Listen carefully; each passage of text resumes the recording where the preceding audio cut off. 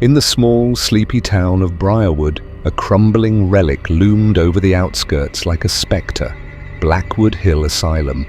The locals spoke of it in hushed tones, claiming it was cursed. For decades, it had stood abandoned, its windows shattered and its walls cloaked in ivy. Yet, the stories surrounding the asylum were alive.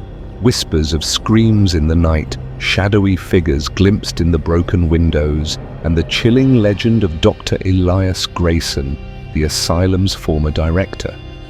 Dr. Grayson, they said, was a man obsessed with curing the incurable. During his tenure in the 1940s, patients disappeared, only for their tortured wails to echo through the walls long after they were gone. When authorities finally investigated, Grayson was nowhere to be found, and the asylum was shuttered. But the townsfolk swore his ghost remained, forever conducting his experiments in the shadowy halls. On a brisk October evening, my friends and I decided to visit Blackwood Hill Asylum. It had started as a dare during our road trip. Spend one night inside the infamous asylum. Sam, the skeptic, laughed off the stories. Claire, the amateur filmmaker, saw it as an opportunity for viral content. Jordan and Emily, both thrill seekers, relished the adrenaline rush. I didn't want to go, but peer pressure got the best of me.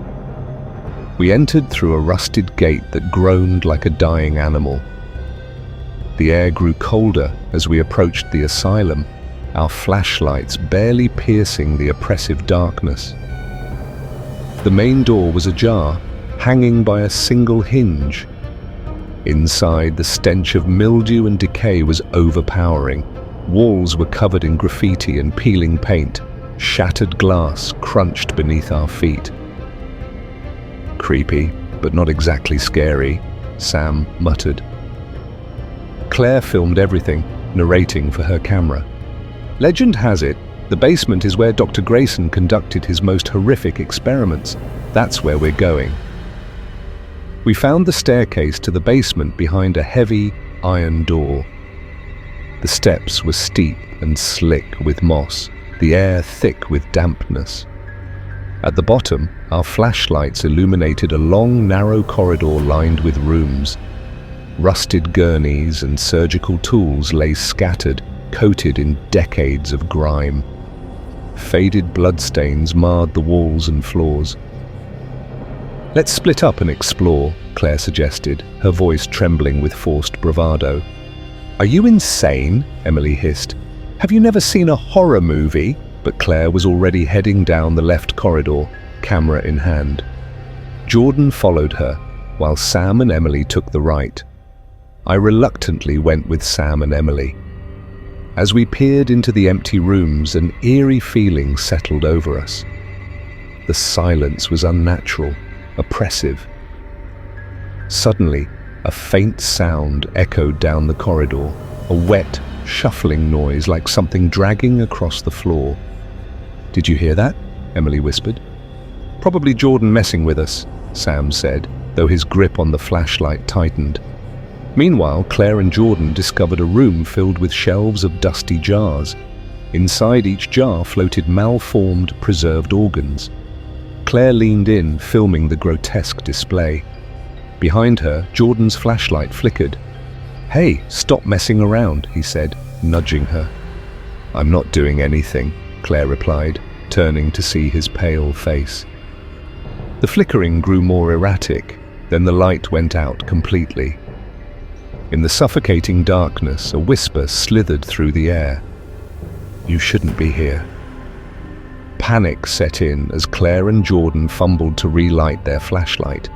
When it finally illuminated the room, they saw a figure in the corner, tall, skeletal, clad in a filthy lab coat. Its hollow eyes glowed faintly as it turned its head, a grotesque smile splitting its face. Jordan screamed, grabbing Claire's arm and bolting from the room. Their shouts echoed through the halls, drawing us together in the main corridor, terror etched on our faces. "We have to get out of here," Claire gasped. But the asylum seemed to have other plans. The way back to the stairs was gone, replaced by another endless hallway. Doors slammed shut behind us, and the walls seemed to pulse, closing in. "This isn't possible," Sam stammered. "We just came this way." A low, guttural laugh resonated, sending chills down our spines. Shadows twisted unnaturally, coalescing into humanoid forms that began stalking toward us. Desperate, we ran, bursting into a room that seemed untouched by time. An operating table stood in the center, its restraints torn and frayed. Medical diagrams adorned the walls, and a journal lay open on a desk. Claire grabbed it, flipping through pages of illegible scrawls and anatomical drawings. "Look at this," she said, pointing to a passage. The handwriting was jagged, erratic. The mind must be broken to be rebuilt. Pain is the key to enlightenment. Before we could process the words, the door slammed shut and the temperature plummeted. A figure materialized in the room, Dr. Elias Grayson. His presence was suffocating, his face a mask of madness. "Welcome," he rasped. "You volunteered for my study." We screamed as the walls dissolved into a blinding white light. When I awoke, I was strapped to an operating table, the ghostly visage of Dr. Grayson looming over me.